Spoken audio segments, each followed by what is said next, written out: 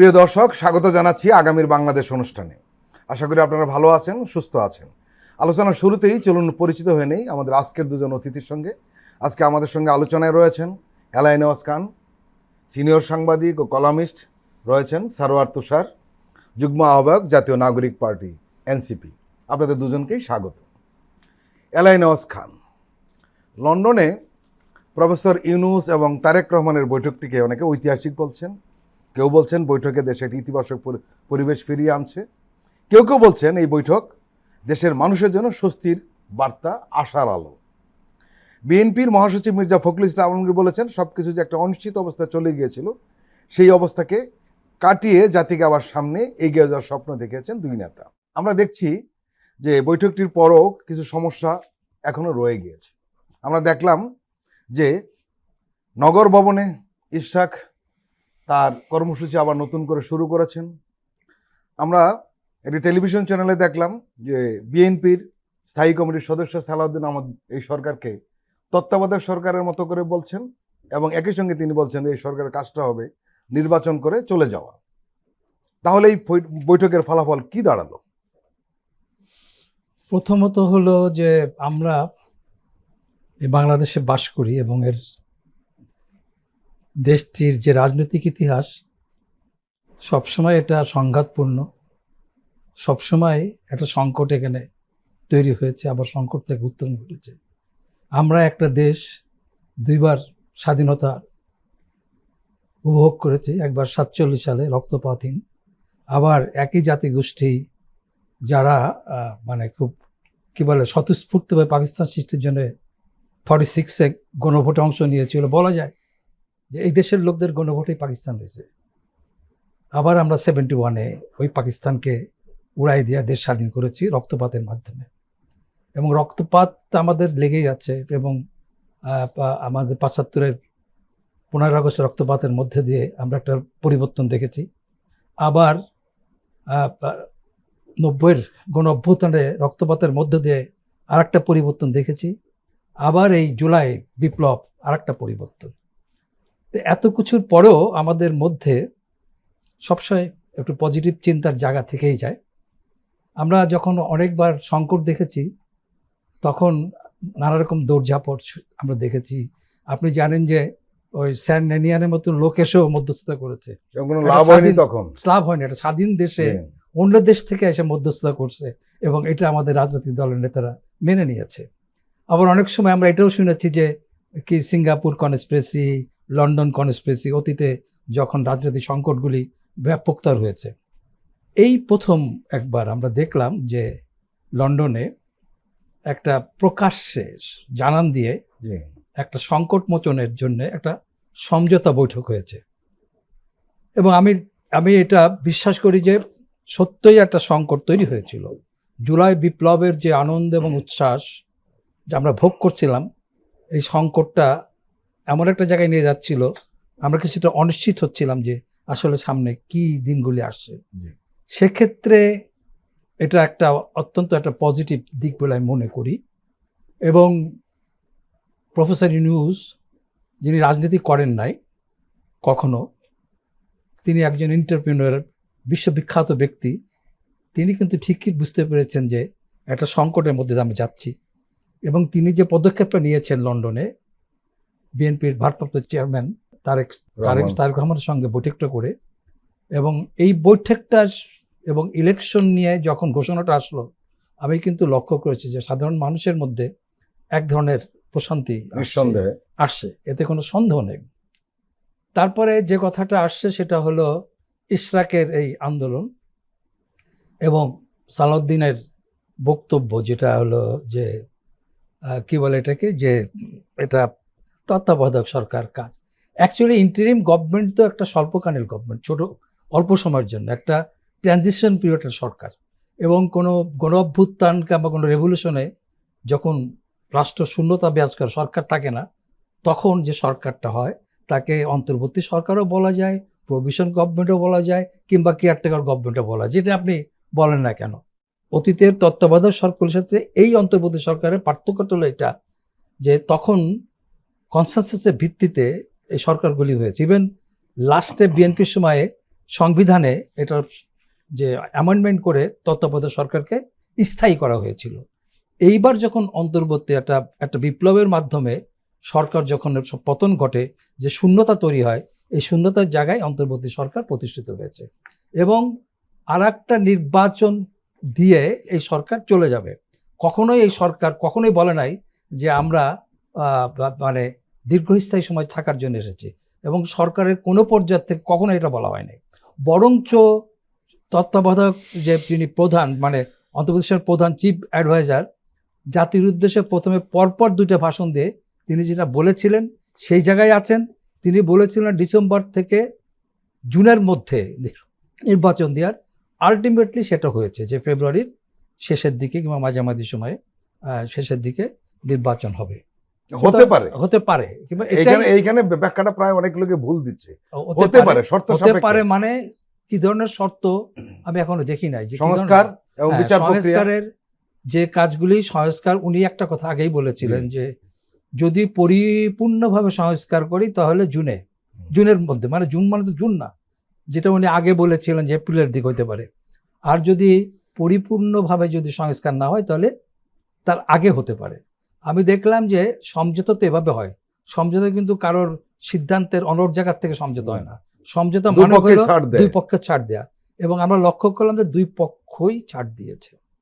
এবং নিশ্চয়ই আমি জানি না লম্বা সময় 50 মিনিট আলাপ হয়েছে, এই আলাপের মধ্যে শুধুমাত্র যে এই নির্বাচনের বিষয়টাই ছিল তা না, নিশ্চয়ই সংস্কার বিষয়গুলি কিভাবে আলোচনা হয়েছে এখন আমাদের সামনে আসে নাই।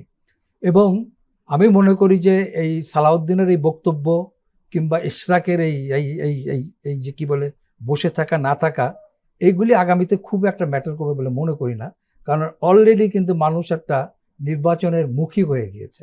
লন্ডনে যখন আলোচনায় বসার পরে যখন তারেক রহমান সবিনয়ের সঙ্গে যখন প্রধান উপদেষ্টাকে বলছেন, মায়ের সালামটা পৌঁছে দিচ্ছেন, মায়ের সালাম পৌঁছে দেওয়ার সঙ্গে সঙ্গেই কিন্তু বাকি যারা লাফালাফি করছে তাদের একটা সিগন্যাল কিন্তু হয়ে গেছে।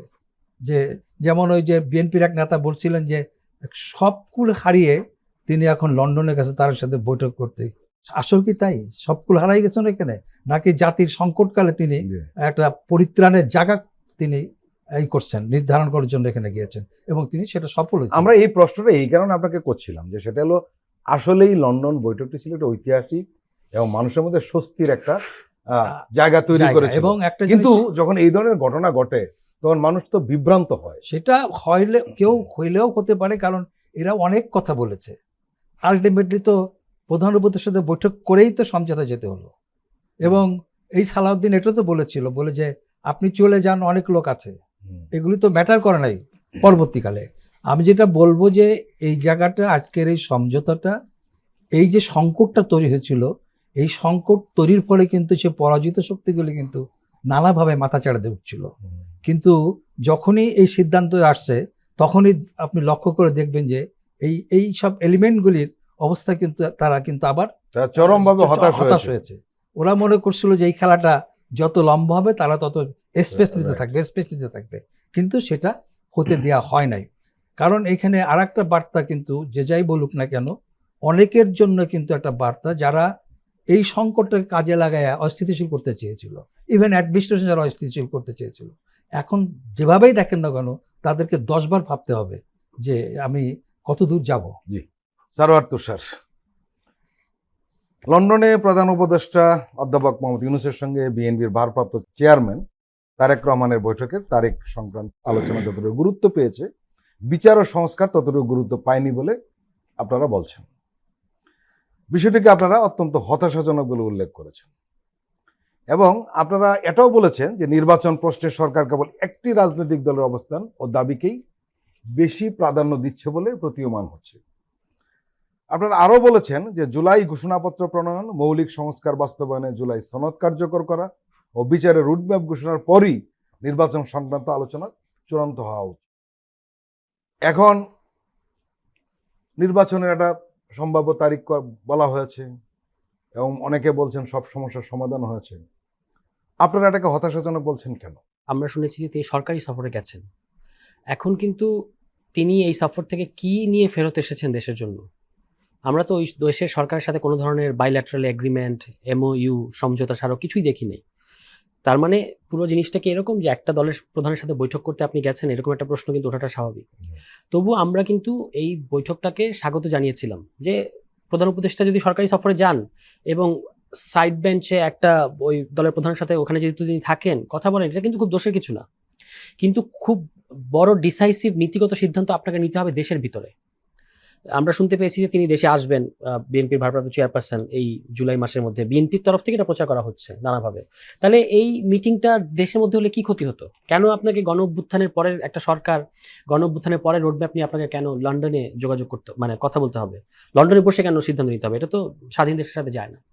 এর বাইরে আরো কতগুলো গুরুত্বপূর্ণ জিনিস আছে, যেমন ধরুন যৌথ বিবৃতি। জাতীয় ঐকমত্য কমিশনের সকল দল মিলে আলোচনা করছে। সরকার যদি শুধুমাত্র স্পেসিফিক নির্বাচনটা কোন মাসে হবে এই প্রশ্নেও আপনার জাতীয় ঐকমত্য কমিশনের সকল দলের সাথে আলোচনা করে একটা যৌথ স্টেটমেন্ট দিত সকল দলকে নিয়ে, এটা ইনক্লুসিভ হতো, এটা গণতান্ত্রিক হতো। আপনি যখন একটা দলের সাথে এইরকম একটা যৌথ স্টেটমেন্ট দিলেন, এটা আসলে যৌথ স্টেটমেন্ট হলো না, এটা হয়েছে দ্বিপাক্ষিক স্টেটমেন্ট। এখন প্রশ্ন উঠেছে, সরকার আলাদা করে কোনো দলের সাথে, সে যত বড় দলই হোক, আলাদা করে কোনো দলের সাথে এরকম যৌথ স্টেটমেন্ট বা দ্বিপাক্ষিক স্টেটমেন্ট দিতে পারে কিনা। এবং দেওয়ার ফলে আপনি যেভাবে ইলেকটোরাল একটা এনভায়রনমেন্ট, যেটা একটু আগে উনি বলছিলেন যে একটা নির্বাচনী, আপনিও বলছিলেন যে নির্বাচনী একটা আবহ তৈরি হয়ে গেছে দেশে। এখন তার মানে আমরা তো চিন্তিত হচ্ছে যে লেভেল প্লেইং ফিল্ড নিয়ে, এটা নিয়ে কথা উঠেছে।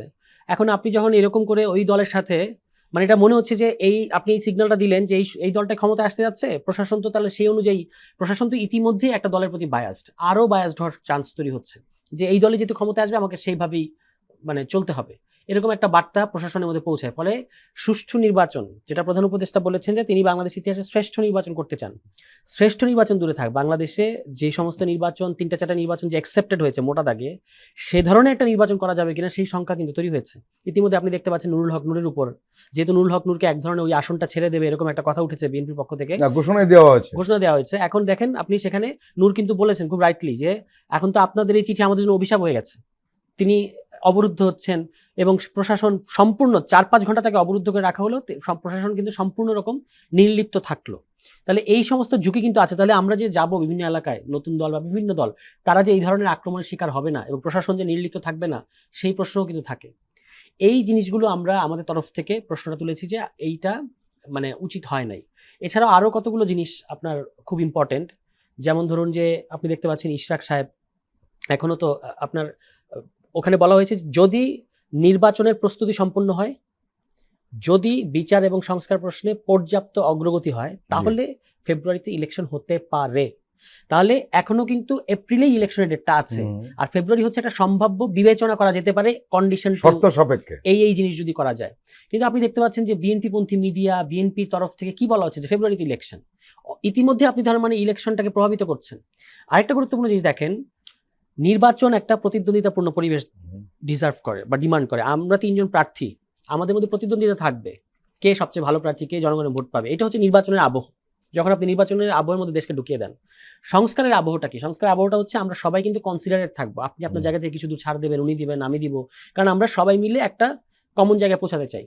এখন সংস্কারের জন্য যে ধরনের ঐক্যমত্য এবং সমঝোতার পরিবেশ দরকার, আর নির্বাচন যে ধরনের প্রতিদ্বন্দ্বিতাপূর্ণ পরিবেশ তৈরি করে, আপনি যখন নির্বাচনের কথাটাকে আগে বলে ফেললেন, আমাদের তরফ থেকে আমরা কিন্তু বলেছিলাম দ্বিতীয় পর্বের জাতীয় ঐকমত্য কমিশনের দ্বিতীয় পর্বের আলাপ উদ্বোধনের সময় বেরিয়ে এসে সাংবাদিকদের সামনে এবং ভেতরেও আমাদের আহ্বায়ক কিন্তু বলেছিলেন যে জুলাই সনদটা 5 অগাস্টের মধ্যে আপনারা দিয়ে দেন, জুলাই সনদের মধ্য দিয়ে আপনারা নির্বাচনের তারিখ বলেন বা মাস বলেন, তাহলে যেটা হতো জুলাই সনদটা নিশ্চিত হয়ে গেছে, এখন আপনি নির্বাচনের দিকে চলে গেলেন। কিন্তু এখন নির্বাচনের আগে যেভাবে মানে সংস্কারের ব্যাপারগুলো সেটেল হওয়ার আগেই যেভাবে নির্বাচনের তারিখটা বা মাসটাকে নিয়ে নেওয়া হলো, এবং কোনো কোনো পত্রিকা তো তারিখ পর্যন্ত বলে দিচ্ছে, 12 তারিখ উল্লেখ করে, 12 তারিখ উল্লেখ করে নানা ধরনের অনুমান করে বলে দিচ্ছে।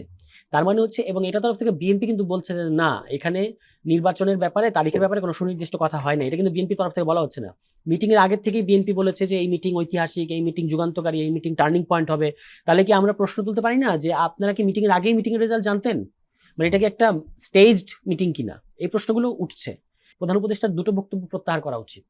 আমি বলছি যে আপনি দেশে এসে প্রথমত আপনার উচিত হচ্ছে 2টো বক্তব্য প্রত্যাহার করা। 1 নম্বর হচ্ছে উনি ঈদের আগে বলেছেন ওই যে জাতির উদ্দেশ্যে ভাষণে যে আপনারা দলগুলোর কাছ থেকে কথা নিয়ে নেবেন যে আগামী সংসদের প্রথম অধিবেশনে তারা সংস্কার করবে। আর এবার লন্ডনে গিয়ে চ্যাথাম হাউসের বক্তৃতায় বললেন যে গণভোটের কোনো সম্ভাবনা নেই, এটা একটা অর্থহীন ব্যাপার, মানুষ এগুলো বোঝে না। এখন জাতীয় ঐক্যমত্য কমিশনে আমরা তো আলোচনাটা এই মুহূর্তে খেয়াল করবেন যে ডক্টর মোহাম্মদ ইউনূস কিন্তু শুধু প্রধান উপদেষ্টা না, উনি জাতীয় ঐক্যমত্য কমিশনের সভাপতি। রাইট। তো আলোচনাটা এই মুহূর্তে আছে হচ্ছে কি কি সংস্কার হবে, কি কি সংস্কারের লিস্ট হয়ে যাওয়ার পরে কিভাবে সংস্কার হবে, সেই আলোচনায় আমরা এখনো ঢুকি নাই। 6টা পদ্ধতির কথা স্প্রেডশিটে আছে, তার মধ্যে একটা পদ্ধতি হচ্ছে গণভোট, একটা পদ্ধতি হচ্ছে নির্বাচনের পরে সংসদে, আরো কিন্তু 4টা পদ্ধতি আছে, গণপরিষদ কাম পার্লামেন্ট, অধ্যাদেশ ইত্যাদি। এখন প্রধান উপদেষ্টার মতো জায়গা থেকে তিনি যখন একটা পদ্ধতিকে নাকচ করে দেন লন্ডনে গিয়ে, আরেকটা পদ্ধতির প্রতি পক্ষপাত দেখান, তখন তো জাতীয় ঐক্যমত্য কমিশনে কি আমরা শুধু লাঞ্চ করতে যাব? আমরা তখন শুধু লাঞ্চ করতে যাই না, আমরা তো একটা অর্থবহ আলাপ আলোচনার মধ্যে। তাহলে এই জিনিসগুলো প্রধান উপদেষ্টা ইতিমধ্যেই জাতীয় ঐক্যমত্য কমিশনের আলোচনাটাকে প্রশ্নবিদ্ধ করে ফেলেছেন। আমরা কোনোভাবেই মনে করি না যে পরবর্তী সরকারের কাছে সংস্কারের দায়ভার দেওয়া যায়। সংস্কারটা আগেই করতে হবে, কোন পদ্ধতিতে হবে সংস্কার নির্বাচনের আগে সেটা নিয়ে আলোচনা হতে পারে, গণভোট হবে না গণপরিষদ হবে সেটা নিয়ে সেটেল ডাউন করতে হবে। কিন্তু পরের সরকারের কাছে আপনি যদি দেন, সেটা আসলে 90-এর ওই 3 জোটের রূপরেখার মতো হবে, যে সমস্ত রাজনৈতিক দল নিজেদের ইশতেহারের 10% বাস্তবায়ন করে না, নিজেদের ইশতেহারে ঘোষিত ইশতেহারে, তারা আপনি দেখেন 2001 সালে নির্বাচনের বিএনপি কতটুকু বাস্তবায়ন করেছে, 2008 সালে আওয়ামী লীগ কতটুকু করেছে, বা 91 সালে বিএনপি কত, 1 নম্বর ইশতেহারে 1 নম্বর যে তাদের প্রতিশ্রুতি সেটাই তারা বাস্তবায়ন করে নাই। তাহলে জাতীয় একটা ডকুমেন্টকে তারা বাস্তবায়ন করবে, আপনি এত কিছুর পরে, এত রক্তপাতের পরে, 8-9 মাসে এত আলোচনার পরে এটা আপনি ছেড়ে দেবেন একটা দলের ইচ্ছা অনিচ্ছার উপরে? এটা তো হতে পারে না। এই কারণে প্রধান উপদেষ্টার উচিত তিনি এই কথাগুলো রিভাইজ করবেন আমরা মনে করি, এবং এই যে আলোচনার যে পরিসরটা সংকুচিত হয়ে গেছে ইতিমধ্যেই একটা দলকে প্রায়োরিটি দেওয়ার মধ্য দিয়ে, এখান থেকে আবার কিভাবে বেরিয়ে এনে সবাইকে কনফিডেন্সে নেওয়া যাবে সেটার কথা কিন্তু সরকারকে ভাবতে হবে। এখন সরকারেরই এখানে প্রধানত ভূমিকা রাখা উচিত। প্রিয় দর্শক, আমরা এখন একটু বিরতি নিচ্ছি, আপনারা আমাদের সঙ্গেই থাকুন।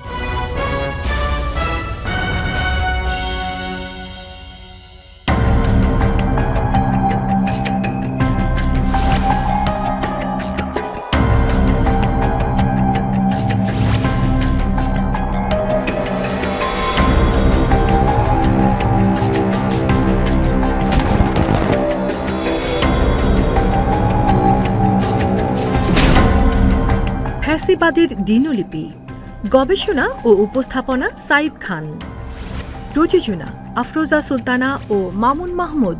দেখবেন প্রতি রবি থেকে বৃহস্পতিবার সন্ধ্যা 7টায়।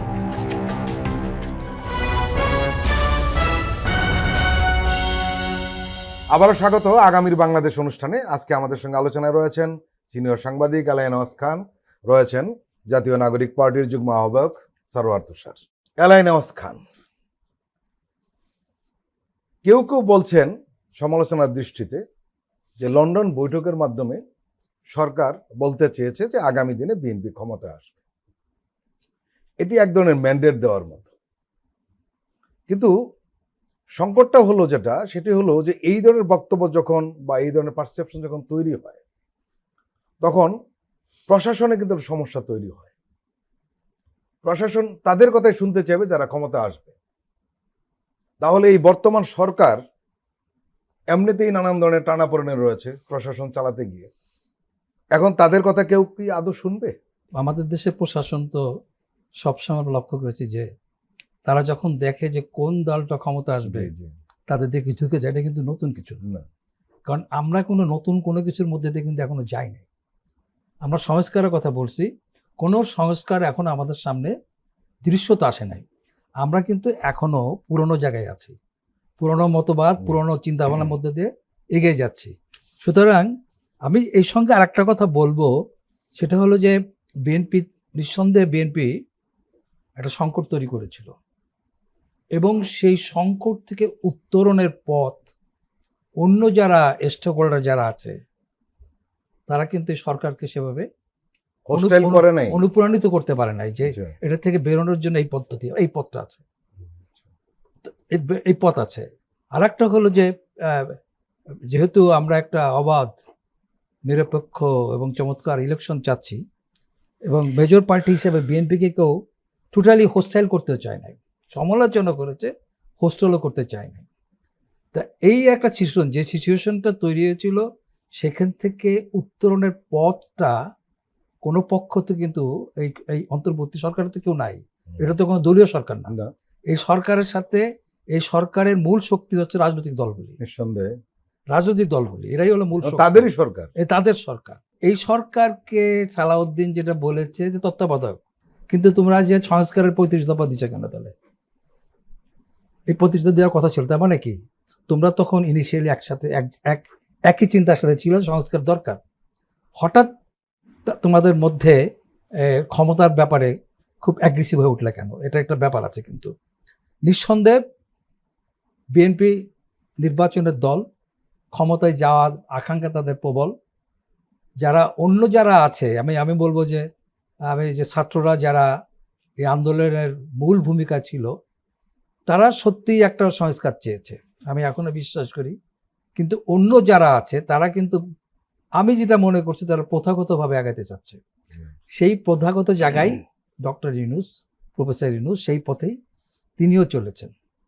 এবং অলরেডি কিন্তু মানে এটা থেকে কীভাবে আমি জানি না, নতুন কিভাবে এটা সমঝোতা হতে পারে যে একটা মানে এখানে একটু তোর উনি যিনি বললেন আর কি, কিছু তো ব্যাপার আসলে প্রশ্নবোধক চিহ্ন এসেই গেছে। তা আমি যেটা বলতে চাই সেটা হলো যে এখন আমাদের হাতে সময় আছে। এটা একটা সূচনা, শুরু।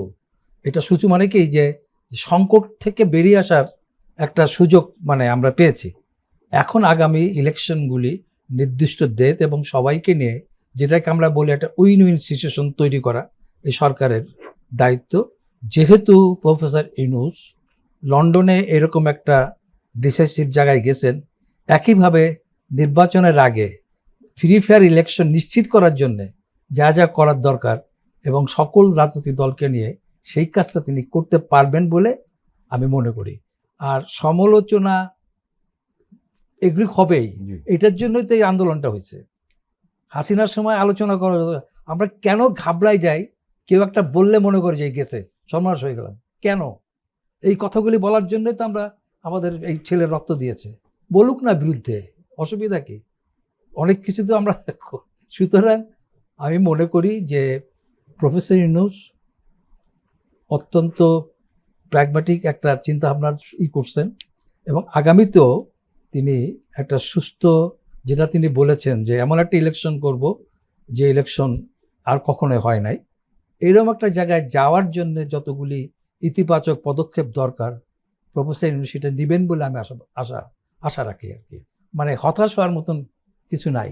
সরোয়ার তুষার, বর্ষা বিপ্লবের সামনের সারির যোদ্ধা ছিলেন আপনারা। ফ্যাসিস্ট পতনের জন্য রাজনৈতিক দলগুলো সভা করেছে, নানা কর্মসূচি দিয়েছে, সেখানে হাজার হাজার মানুষ যোগদান করেছে। তবে তারা সবাই ছিলেন দলীয় কর্মী। সাধারণ মানুষ বলতে যা বুঝি, তাদের আহ্বানে কিন্তু সাড়া দেয়নি। কিন্তু আপনাদের ডাকে মানুষ সাড়া দিয়েছে, আস্থা রেখেছে, যার পরিণতি 5ই আগস্ট। আপনারা তরুণরা একটা রাজনৈতিক দল করলেন, বলা হচ্ছে আপনারা বিদ্যমান রাজনৈতিক দলগুলো থেকে আলাদা কিছু করবেন, এবং আপনারা বললেন যে আপনারা মধ্যপন্থী। বিএনপি কিন্তু বলে যে তারাও মধ্যপন্থী, যার কারণে কেউ কেউ সমালোচনা সুরে বলে আপনারা কি ছোট বিএনপি। একটা জিনিস আমরা দেখছি যে আপনাদের দলে ডান বামের একটা টানাপোড়েন চলছে। আপনাদের নিয়ে মানুষের এই যে পারসেপশন তৈরি হচ্ছে, এটা কি আপনারা কিভাবে ব্যাখ্যা করবেন? একটি প্রশ্ন। আরেকটি হলো, অন্যান্য প্রচলিত রাজনৈতিক দলগুলো থেকে আপনারা আলাদা, এটাই বা কিভাবে প্রমাণ করবেন? প্রথম কথাটা বলি যে আমাদের ব্যাপারে যে পারসেপশন, এটা কিন্তু মিডিয়ার সৃষ্টি করা পারসেপশন। আমরা ভীষণ রকমের একটা মিডিয়ার মানে কি বলবো যে ট্রায়ালের মধ্যে দিয়ে আছি। এখানে আমি একটা যোগ করে দিই, মিডিয়ার ট্রায়ালের মধ্যে থাকাটাই স্বাভাবিক। কারণ আপনারা একটা যে ফ্যাসিস্ট সরকারকে আপনারা তাড়িয়ে দিয়েছেন, সেই মিডিয়া তাদেরই মিডিয়া। হ্যাঁ ঠিকই। এখন এই ভুয়া ফটোকার্ড বানানো, ভুয়া উক্তি করা, যাকে তাকে এনসিপি নেতা বানিয়ে দেওয়া, এই ধরনের নানা ধরনের বিতর্ক আমাদের নিয়ে সৃষ্টি করা হচ্ছে।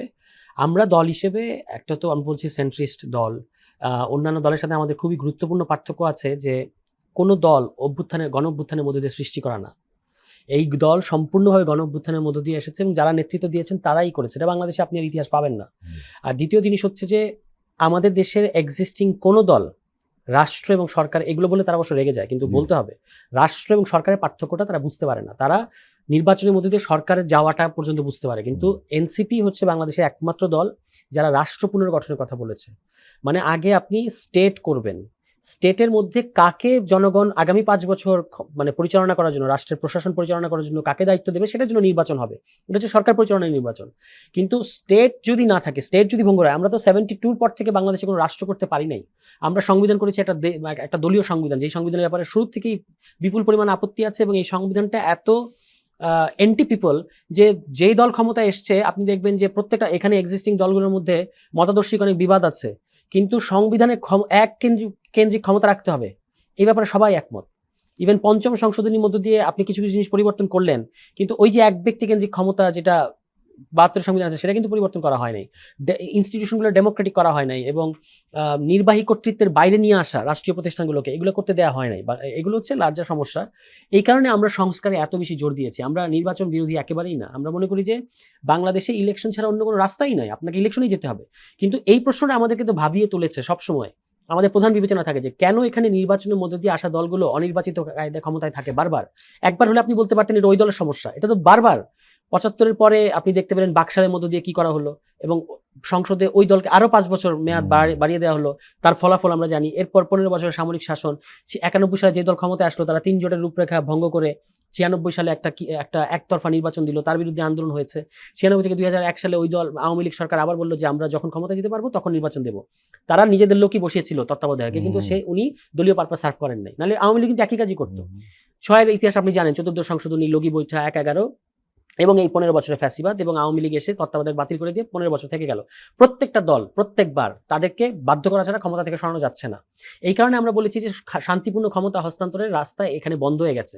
এটার জন্য আমরা সুনির্দিষ্ট প্রস্তাব দিচ্ছি কিভাবে আপনি ওই যে নিজেদের লোক বিচারপতিতে বসানো, তাকে তত্ত্বাবধায়ক সরকার বানানো এবং তার মধ্যে সংকট তৈরি করা, এগুলো থেকে দেশকে বের করে আনতে হবে। এই যে জিনিসগুলো বলা, রাষ্ট্র পুনর্গঠন করা, রাজনৈতিক জনগোষ্ঠী হিসেবে একটা শক্তিশালী রাজনৈতিক জনগোষ্ঠী করা দক্ষিণ এশিয়ার মধ্যে, এই জিনিসগুলো অন্য কোনো দলের মধ্যে নাই। তারা সরকার হওয়াটা বুঝতে পারে, এবং তারা যখন জনগণের কথা বলে তারা কিন্তু ভোটার মিন করে। আমরা জনগণ আইডিয়াটাকে এক্সপ্লোর করতে চাই এবং জনগণের উপর ভর করতে চাই, যে জনগণ মানে হচ্ছে এই যে আপনি একটু আগে বললেন যে তাদের দাবিতে নামে নাই জনগণ। হ্যাঁ, নামে নাই। কেন নামবে? কারণ হচ্ছে আপনার দাবিটা কি ছিল 7 জানুয়ারি আগে? ফ্যাসিবাদের কাছে আপনি নির্বাচন চাচ্ছেন। এই আন্দোলনে জনগণ আসবে না তো।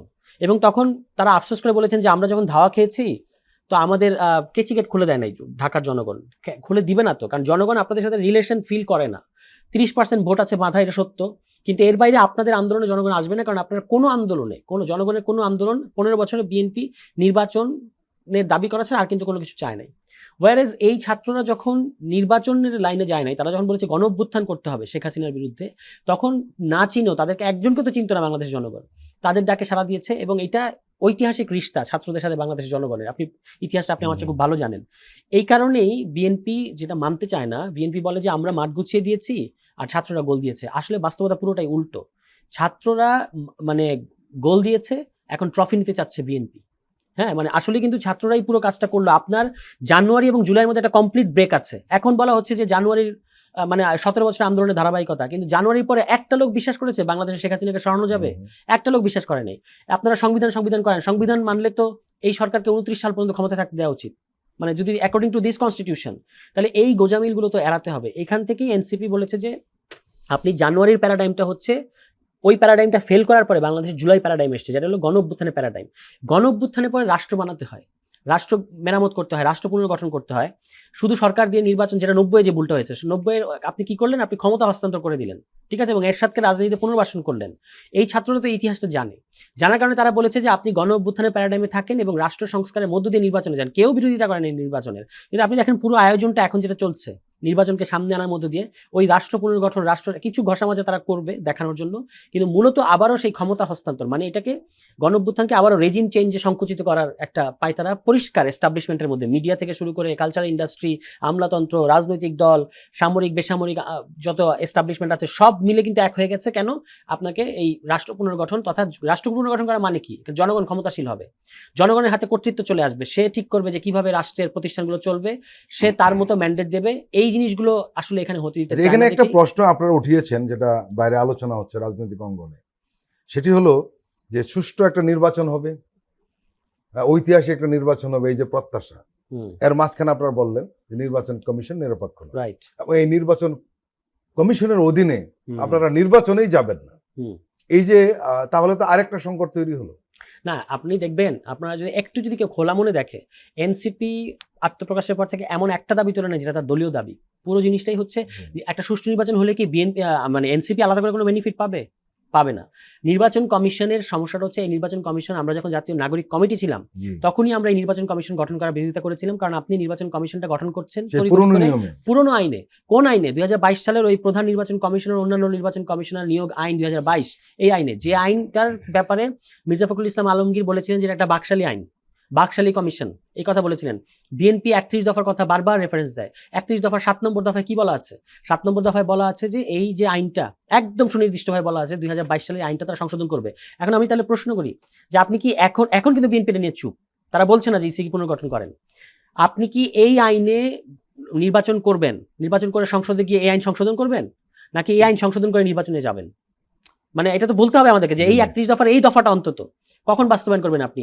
এই পুরনো আইনে নির্বাচন করে তারপরে গিয়ে ক্ষমতায় গিয়ে করবেন নাকি আগে করবেন? এই জিনিসগুলো উত্তর আমরা পাই না। এছাড়াও ধরেন আমরা 3 জন মিলে ইসি ছিলাম, তো আমাদের যখন মেয়াদ শেষ, আমরা যদি কোনো ধরনের নির্বাচনী দুর্নীতি করি, যদি আমাদের সাংবিধানিক এখতিয়ারের বাইরে যাই, কিংবা আমরা যদি কম্প্রোমাইজ থাকি, যদি কোনো ধরনের নির্বাচনী কন্ডাক্ট আমাদের মিসকন্ডাক্ট থাকে, তাহলে আমাদেরকে জবাবদিহির আওতায় আনতে হবে না? তাহলে এই প্রস্তাব করা হয়েছে সংস্কার, এই ইসি বলছে যে এটা সংস্কার করা যাবে না। কেন? মানে আপনি কি তাহলে আগেই বার্তা দিচ্ছেন যে আপনি একটা ভুয়া নির্বাচন করবেন, বা আপনি আইনের ঊর্ধ্বে থাকবেন কেন? আপনি দেখেন, এই আইনটা যদি থাকে যে আপনি যদি সুষ্ঠু নির্বাচন দিতে না পারেন আপনাকে জবাবদিহির আওতায় আসতে হবে, আপনাকে শাস্তি পেতে হবে, তাহলে কিন্তু আপনি আগেই একটা চাপ অনুভব করবেন সুষ্ঠু নির্বাচন দেওয়ার। এটা সুষ্ঠু নির্বাচনের জন্য খুবই গুরুত্বপূর্ণ যে ইসির মেয়াদ শেষ হওয়ার পরেও ইসিকে শাস্তি দেওয়া যাবে, এটারই তারা বিরোধিতা করছে। এবার এছাড়াও সরকার থেকে কতগুলো নির্বাচন সংশ্লিষ্ট কতগুলো মানে তালিকা দেওয়া হয়েছে যেগুলো আশু বাস্তবায়নযোগ্য, এই সংস্কারগুলো নির্বাচন সংশ্লিষ্ট, ইসি এগুলো প্রত্যেকটা বিরোধিতা করেছে। ধরেন ফেরত পাঠিয়েছে। আমরা যদি আমি প্রশ্ন করি যে আপনারা কি শেখ হাসিনাকে নির্বাচন করতে দিতে চান নাকি, বলা হয়েছে যে মানবতা বিরোধী অপরাধে যারা অভিযুক্ত থাকবে তারা নির্বাচনে আসতে পারবে না। এখন তারা বলছে যে না, আপনি তো তার বিচারে সুনির্দিষ্টভাবে সে দোষী হওয়ার আগ পর্যন্ত কিভাবে অভিযুক্ত ক্ষেত্রে করতে পারেন না, শাস্তিপ্রাপ্ত ক্ষেত্রে করতে পারেন। এখন এটা তো নর্মাল কোনো আরেকটা প্রস্তাব ছিল যে সশরীরে আসতে পারবে না, মানে ফেরারি আসামি সশরীরে আসতে হবে, ফেরারি আসামি অযোগ্য হবে, এবং যদি আপনি মানবতা বিরোধী অপরাধে অভিযুক্ত হন। এখন এটা মানবতা বিরোধী অপরাধের ক্ষেত্রে অভিযোগই যথেষ্ট, কারণ এটা নর্মাল কোনো ফৌজদারি অপরাধ না, এটা মানবতা বিরোধী অপরাধ। ফৌজদারি অপরাধের ক্ষেত্রে বিচার মানে আগে প্রমাণ হতে হবে, কিন্তু মানবতা বিরোধী অপরাধ তো যেটা আন্তর্জাতিকভাবে বলা হচ্ছে, জাতিসংঘের ডকুমেন্টের মধ্যে দিয়ে যে আওয়ামী লীগ মানবতা বিরোধী অপরাধ করেছে, তাহলে এদেরকে তো নির্বাচনে মানে না আসতে দেওয়ার জন্য এটা বলা হচ্ছে, কিন্তু আপনি এইটার বিরোধিতা করছেন। তাহলে আমরা বলবো যে আপনি আওয়ামী লীগকে নির্বাচনে আসতে দিতে চান, মানে এই প্রশ্নকে আমরা তুলতে পারি না। ফলে এই ইসির পাশাপাশি ইসির ইশরাক ইস্যুতে দেখলেন মানে ওই আপিল বিভাগ পর্যন্ত মন্তব্য করলো যে কিভাবে আপনারা সুষ্ঠু নির্বাচন করবেন, তাদেরকে ভর্ৎসনা করেছে এবং তাদের নিরপেক্ষতা নিয়ে প্রশ্ন করেছে। এখন ইসির কিন্তু সক্ষমতা যথেষ্ট ঘাটতি আছে, এবং এই যে ইশরাক সাহেবের এই পুরো ঘটনাটা, ইসির দায় হচ্ছে সম্পূর্ণ দায় ইসির। ইসি এখানে পক্ষভুক্ত ছিল, ইসি ব্যবস্থা না নেওয়ার কারণে এই কাজগুলো করেছে, যেটা আমরা আগে আলাপ করেছি, সেখানে আর ঢুকবো না। এখন যেটা পরিস্থিতি, এই ইসি সুষ্ঠু নির্বাচন করতে পারবে কিনা তার সক্ষমতা তো আমরা জানি না। এই কারণে আমরা বলেছি যে অন্তত সিটি কর্পোরেশন নির্বাচনগুলো দেন। এখন তো আগে বলা হচ্ছিল যে আগে স্থানীয় সরকার নির্বাচন দিলে জাতীয় সরকার নির্বাচন পিছিয়ে যাবে। এখন তো আপনি জানেন কখন জাতীয় সরকার নির্বাচন হচ্ছে, জানেন তো। তাহলে আপনি এখন স্থানীয় সরকার নির্বাচন দেন অন্তত সিটি কর্পোরেশন, তাহলে কি হবে? আপনি দেখতে পাবেন যে প্রশাসন কি ভূমিকা পালন করে, কিংবা পুলিশের কি ভূমিকা থাকে, ইসির কি ভূমিকা থাকে, এবং সুষ্ঠু নির্বাচনের প্রতিবন্ধকতাগুলো কি কি, এটা কিন্তু বোঝা যাবে যদি আপনি স্থানীয় সরকার নির্বাচন অন্তত সিটি কর্পোরেশন দেন। সমস্ত সিটি কর্পোরেশন মানে সমস্ত স্থানীয় সরকার নির্বাচন দিতে হবে না, সিটি কর্পোরেশনও দেওয়া যেতে পারে। এটার সমস্যা কোথায়? আমরা আশা করেছিলাম যে এই অবৈধ নির্বাচনের মেয়র হওয়ার চেয়ে ইশরাক সাহেব চাইবেন যে তিনি একটা নতুন নির্বাচন চাইবেন। এই মুহূর্তে তিনি নির্বাচনের দাবিতে আন্দোলন গড়ে তুলুক, ঢাকার দক্ষিণকে মানুষকে নিয়ে, আমি ওই আন্দোলনে যেতে চাই, কিন্তু আমি ওনাকে এটা আহ্বানও জানিয়েছিলাম যে আপনি নির্বাচনের দাবি করেন এবং সেই আমাদেরকে সেই আন্দোলনে ডাকেন, সেটা কিন্তু করা হচ্ছে না। ফলে স্থানীয় সরকার নির্বাচন ও বিএনপি স্রেফ এটা একেবারে প্রকাশ্যে বলা উচিত যে সমস্ত দল, বাংলাদেশের সমস্ত রাজনৈতিক দল স্থানীয় সরকার নির্বাচন চায়, জনগণ নির্বাচন চায় স্থানীয় সরকার, কিন্তু একটা দলের কারণে স্থানীয় সরকার নির্বাচন হচ্ছে না। প্রিয় দর্শক, আমরা আবার একটু বিরতি নিচ্ছি, আপনারা আমাদের সঙ্গেই থাকুন।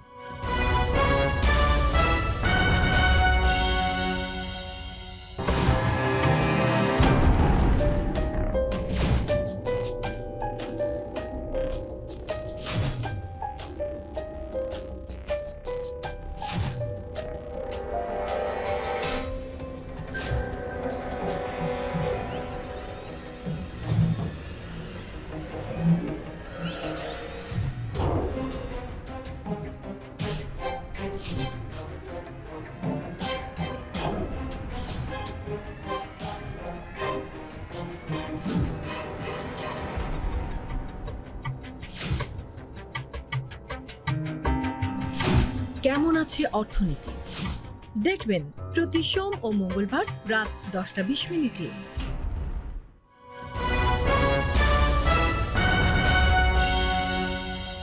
আবারও স্বাগত আগামীর বাংলাদেশ অনুষ্ঠানে। আজকে আমাদের সঙ্গে আলোচনায় রয়েছেন সিনিয়র সাংবাদিক এলাইনওয়াজ খান, রয়েছেন যুগ্ম আহ্বায়ক জাতীয় নাগরিক পার্টির সারোয়ার তুষার। এলাইনওয়াজ খান, আমরা একটু অন্য প্রসঙ্গে যাব। মধ্যপ্রাচ্যে চরম উত্তেজনা চলছে, ইসরায়েল ইরানের মধ্যে আক্রমণ পাল্টা আক্রমণ যাচ্ছে, সবাই আতঙ্কিত। উপসাগরীয় অঞ্চলে সর্বাত্মক যুদ্ধের একটা শঙ্কা বাড়ছে, গাজা ইসরায়েলের গণহত্যা চলছেই। আমরা জানি যে আন্তর্জাতিক বিষয়ে আপনার এক ধরনের আগ্রহ রয়েছে। এই যে দিনে দিনে ইসরায়েল দানবে পরিণত হলো, এর জন্য কেবল কি পশ্চিমা বিশ্ব এবং আমেরিকা দায়ী, না আরব দেশগুলোর কি কোনো দায়িত্ব নেই? প্রথমই হলো আরব দেশগুলি দায়ী। চারপাশে যে আরব দেশগুলি আছে সবাই যদি একজোট হতে পারত তাহলে বিষয়টা অনেক আগেই সমাধান হতো, অনেক আগেই সমাধান হতো। এবং এত বছর পরে, এত তিক্ত অভিজ্ঞতার পরেও আমরা এখনো দেখছি যে আরব দেশগুলি এখনো বোধোদয় হয় নাই, চুপচাপ রয়েছে এখন তবে পর্যন্ত। শনিবার রাতের যে হ্যাভকটা ইরান করেছে এবং ইসরায়েলের যে গৌরব, কারণ ইসরায়েল সবসময় ভাবতো যে তাকে বাইরের থেকে আক্রমণ করার ক্ষমতা কারো নাই, এবং সে ভাবতো সে তার প্রযুক্তি সব কিছু মিলায়া তার নিরাপত্তাকে সে এমন এক জায়গায়, এমন এক উচ্চতায় নিয়ে বসে আছে সেখানে সে আক্রান্ত হবে না। কিন্তু শনিবারে মানে যে রিটেলিয়েশন, যেটা ইসরায়েলের আক্রমণের প্রত্যুত্তর যেটা ইরান দিয়েছে যেভাবে, তাতে কিন্তু তাদের গৌরবের জায়গাটা কিন্তু ধ্বংস হয়ে গেছে, যে রাষ্ট্র নিয়ে তারা গৌরব করত। এবং স্বাভাবিকভাবে মধ্যপ্রাচ্যের দেশগুলি যেটা আছে, যেমন সৌদি আরব কিংবা আর একটু দূরে মানে তুরস্ক বলেন, মিশর বলেন, এদেরও কিন্তু 10 বার চিন্তা করার সুযোগ এসে গেছে। এবং ইসরায়েল ভাবতেই পারে নাই যে ইরান থেকে তার ইরানের মানে কি প্রযুক্তিগত উৎকর্ষ এই পর্যায়ে গেছে, ওরা হয়তো কল্পনাই করতে পারে নাই। তাদের যে প্রতিরক্ষা ব্যবস্থা, যেটা ওই যে ওটার মানে খুব পৃথিবী বিখ্যাত হিসাবে সে পরিচিত আয়রন ডোম, হ্যাঁ, সেটা কিন্তু এড়িয়ে যে সুপারসনিক মিসাইল কিন্তু ওদের প্রতিরক্ষা ভবনটা গুড়িয়ে দিয়েছে। এবং আমরা যে ফুটেজগুলো দেখছি, যে গাজাতে যেরকম চিত্রগুলো আমরা দেখছি এতদিন, সেটা। এবং সবচেয়ে মজার ব্যাপার যে এতদিন ইরান তার যে প্রক্সি যুদ্ধের মধ্যে দিয়ে ছিল, যেমন হিজবুল্লাহ কিংবা হামাস, হুতি, এরা এই প্রথম সরাসরি এত ব্যাপকভাবে আক্রমণটা ইসরায়েলের উপর হলো। এবং এই তাদের উপায়ও ছিল না। এবং এই যে আক্রমণটা হলো এবং যে মানে যে ক্ষতিটা ইসরায়েলের হয়েছে, এতে কিন্তু পশ্চিমা বিশ্ব কিন্তু কিছুটা অবাক হয়ে গেছে। এবং ইরান অলরেডি বলে দিয়েছে যে এখন যারাই ইসরায়েলকে সহায়তা করতে এগিয়ে আসবে তাদেরকে সে আক্রমণ করবে, সে আমেরিকা হোক কিংবা ফ্রান্স হোক কিংবা যুক্তরাজ্য হোক, তাদের ঘাঁটিতে আক্রমণ করা হবে। এবং আরব দেশের যে কোনো দেশ। এবং এই যে একটু আগে বললেন আরব দেশে, এই যে আগের এই যে জর্দান তো অনেকবারই তার আকাশ ব্যবহার করতে দেয় নাই ইরানকে।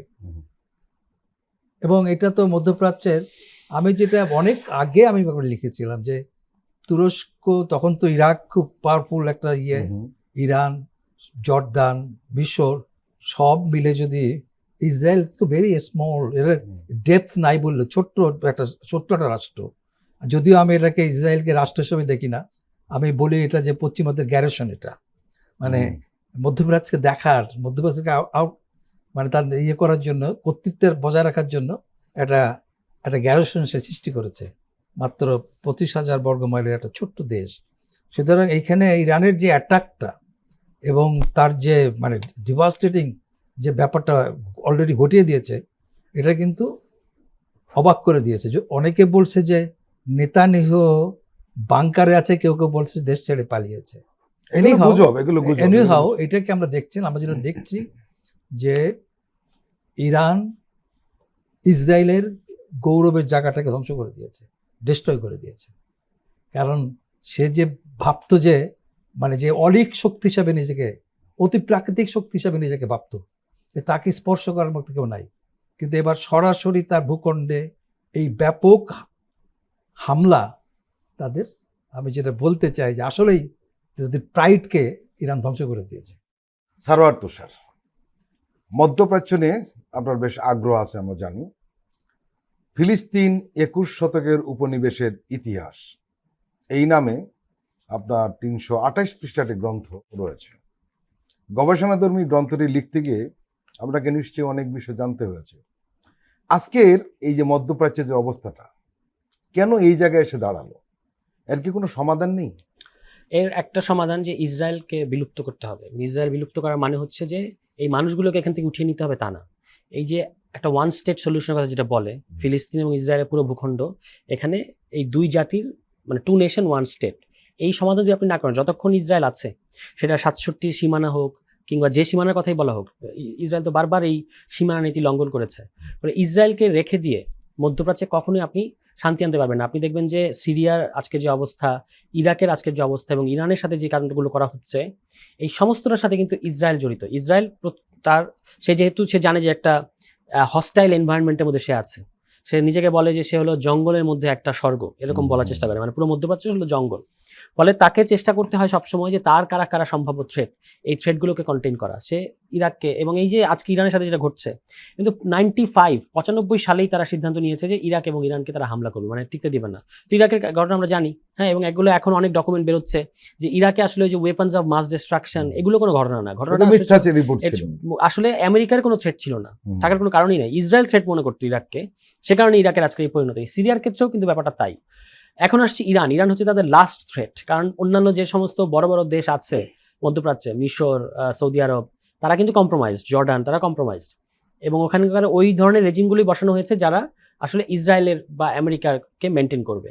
ইরান হচ্ছে একমাত্র দেশ যে আসলে সত্যিকার অর্থে থ্রেট তৈরি করতে পারে, এবং এখন আমরা দেখতে পাচ্ছি যে ইরান আসলে সরাসরি ইসরায়েলে হামলা করে ফেলতে পারে। ইসরায়েলে একেবারে তেল আবিব পর্যন্ত সে পৌঁছে যেতে পারে, এটা এখন সবাই দেখে ফেলেছে। তো এই ভিজুয়ালটা তো ইসরায়েলের যারা যে ইহুদিদেরকে আপনি ইউরোপ থেকে নিয়ে এসেছেন, বলেছেন যে আপনি এখানে আসলে ওই ইউরোপের একটা এনভায়রনমেন্ট দেবেন, হ্যাঁ, তাদের জন্য তো একটা দুঃস্বপ্ন যে মধ্যপ্রাচ্যে কেউ তাকে আবার হিট করতে পারে।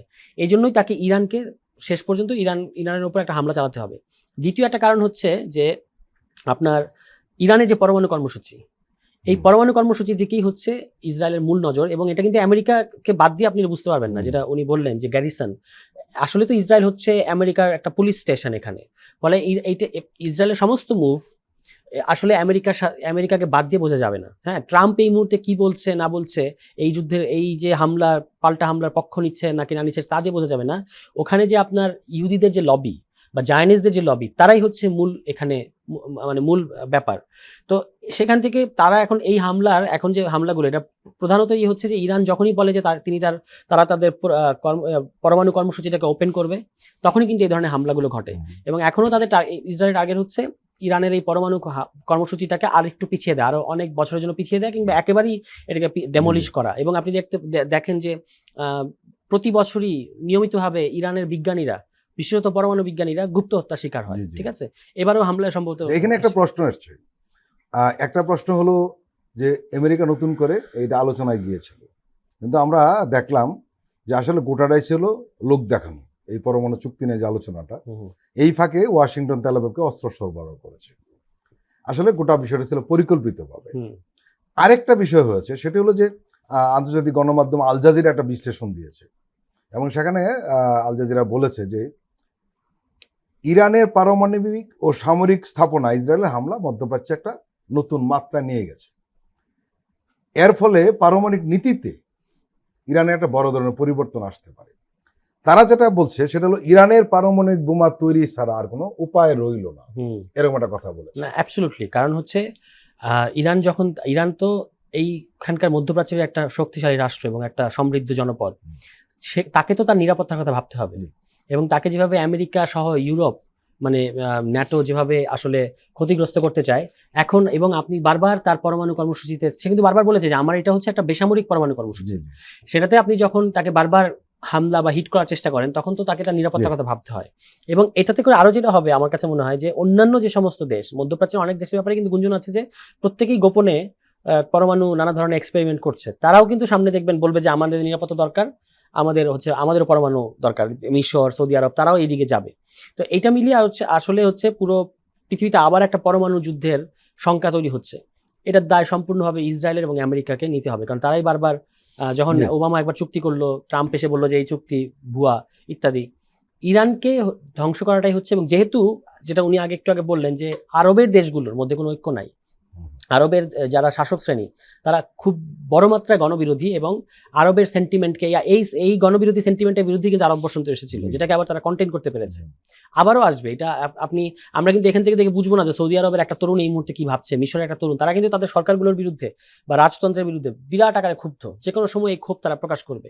এবং আমার বিশ্বাস যে মধ্যপ্রাচ্য আবার রিঅর্গানাইজড হবে আর কি, মানে এই ধরনের এই যে জুলুমের বিরুদ্ধে, ফিলিস্তিনের এই বিরুদ্ধে। এবং গাজার তো আজকে ধ্বংসস্তূপে পরিণত হয়েছে, এই গাজার মধ্য দিয়েই, গাজা তো আপনি পুরো মধ্যপ্রাচ্যের মধ্যে এরকম একটা ধ্বংসস্তূপ করে রেখেছেন, এইটা তো প্রত্যেকটা মধ্যপ্রাচ্যের প্রত্যেকটা তরুণকে খুবই মানে রক্তক্ষরণ তৈরি করে। তারা এটার বিরুদ্ধে দাঁড়ানোর চেষ্টা করবে এবং তারা তাদের সরকারগুলোকে এর জন্য দায়ী করবে। তখন হচ্ছে আমরা যদি অদূর ভবিষ্যতে আবার যদি একটা দ্বিতীয় একটা ওয়েভ দেখি আরব বসন্তের, খুব একটা অবাক হওয়ার কিছু থাকবে না। এলাইনেওয়াজ খান, আল জাজিরার যে বিশ্লেষণের কথা বলছিলাম, সেই বিশ্লেষণে বলা হয়েছে যে লিবিয়ার নেতা গাদ্দাফি 2003 সালে মার্কিন নিষেধাজ্ঞা প্রত্যাহারের বিনিময়ে তার পারমাণবিক অস্ত্র কর্মসূচি ত্যাগ করতে রাজি হয়েছিলেন। গাদ্দাফি তার পারমাণবিক কর্মসূচি ত্যাগ করার 8 বছর পর লিবিয়ায় গণতন্ত্রপন্থী আন্দোলনকারীদের সমর্থন দেয় যুক্তরাষ্ট্র, যা পরে একটি সশস্ত্র বিদ্রোহের রূপ নেয়।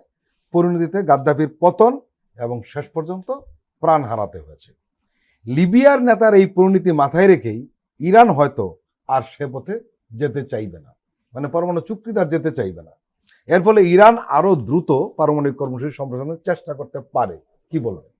আমি যেটা বলি সেটা হলো যে হয়তোবা ইরান এমন এক জায়গায় আছে, হয়তোবা সে পারমাণবিক বোমা বানিয়ে ফেলেছে, নেতানিয়াহু বলেছে তাদের 9টি বোমা বানিয়ে ফেলেছে, কিংবা এমন হতে পারে যে তারা যাবে। একটা জিনিস আপনাদের ভাবতে হবে, সেটা হলো যে ইরান কিন্তু কোনো কৃত্রিম রাষ্ট্র না, রাইট, যার 3000 বছরের মানে সভ্যতার ইতিহাস আছে। এবং যখন পৃথিবী দুই ভাগ, একটা রোমান সাম্রাজ্য আর একটা পারস্য সাম্রাজ্য, দুই ভাগে বিভক্ত, এইরকম একটা ইতিহাস যাদের আছে তাদেরকে তুড়ি মেরে উড়িয়ে দেওয়া সম্ভব না। এবং তারা অনেক বেশি ক্যালকুলেটিভ। ইসরায়েল যারা মনে করে থাকে যে তারাই বুঝি সূর্যে, বীর্যে, বিদ্যা, জ্ঞানে শ্রেষ্ঠ, বিষয়টা তা না। যে জাতির 3000 বছরের ইতিহাস আছে, সভ্যতার ইতিহাস আছে, সে নিজেকে ডিফেন্ড করার মতো ক্ষমতা তার আছে। এবং আমি মনে করি যে ইরানের পারমাণবিক বোমার মালিক হওয়াটা জাস্ট ঘোষণার ব্যাপার, এবং সারা পৃথিবী মিলেও যদি চেষ্টা করে এখন ইরানকে সে জায়গায় নিতে পারবে না। কারণ এটা একটা একটা ইয়ে ছিল যে ইসরায়েলের হামলাকে আমেরিকা বলছিল যে হয়তো তাদেরকে এই হামলার মাধ্যমে আলোচনার টেবিলে নিয়ে যাওয়া সম্ভব হবে, কিন্তু উল্টো হয়েছে। এটা যেটা হয়েছে উল্টা, বরঞ্চ তাদের ডিটারমিনেশনকে আরো বেশি করা হলো, মানে আরো বেশি স্ট্রেনথেন করা হলো যে তারা আলটিমেটলি পারমাণবিক বোমা বানায় ফেলবে। এবং গাদ্দাফির স্টোরি ডিফারেন্ট, কারণ গাদ্দাফি নিজেই এদেরকে আহ্বান করছিল, মানে সেটা হলো যে মৌলবাদীদের ঠেকানোর জন্য উনি কিন্তু এফবিআই এদের ইন্টেলিজেন্স CIA কে কিন্তু নিয়ে আসছিলেন। আলটিমেটলি তারাই তাকে কিন্তু শেষ পর্যন্ত তার শুধু সাম্রাজ্য যায় নাই, প্রাণও গিয়েছে। সেটা অন্য একটা স্টোরি এটা এখানে। কিন্তু আমি মনে করি যে ইরান একটা প্রাচীন রাষ্ট্র ব্যবস্থা, জাতি, 3000 বছর সভ্যতা আছে, তাদের রাষ্ট্রকে ডিফেন্ড করার সব ধরনের অধিকার আছে। যদি ইসরায়েলের পারমাণবিক অস্ত্র থাকতে পারে তাহলে কেন ইরানের থাকবে না, কেন সৌদি আরবের থাকবে না, কেন মিশরের থাকবে না, কেন জর্দানের থাকবে না? মিডল ইস্টের প্রত্যেক রাষ্ট্রে থাকতে পারে, ইভেন তুরস্কেরও থাকতে পারে। এবং আমার মনে হয় এটা আলটিমেটলি উনি যেটা বলেছেন যে আরো অনেককে উদ্বুদ্ধ করবে যে হ্যাঁ আমারও পারমাণবিক বোমার দরকার আছে। ইতিমধ্যে আপনি দেখেন যে ইরানকে কিন্তু যারা সমর্থন করছে, 4টা পারমাণবিক ক্ষমতা সম্পূর্ণ দেশ কিন্তু সমর্থন করছে, যেটার মধ্যে পাকিস্তান আছে, তারপরে আছে কি বলে, চীন আছে, রাশিয়া আছে, এমনকি নর্থ কোরিয়া আছে, 4টা পারমাণবিক ক্ষমতা সম্পন্ন দেশ। সুতরাং আমি মনে করি যে ইরান, আমার ধারণা, ইতিমধ্যেই পারমাণবিক বোমার অধিকারী হয়েছে। এলাইনাস খান এবং সারোয়ার তুষার, আপনারা আমাদের দীর্ঘ সময় দিলেন, আপনাদেরকে আন্তরিক ধন্যবাদ। প্রিয় দর্শক, আজকের অনুষ্ঠান আমরা এখানে শেষ করছি। আপনারা ভালো থাকবেন, সুস্থ থাকবেন। আল্লাহ হাফেজ।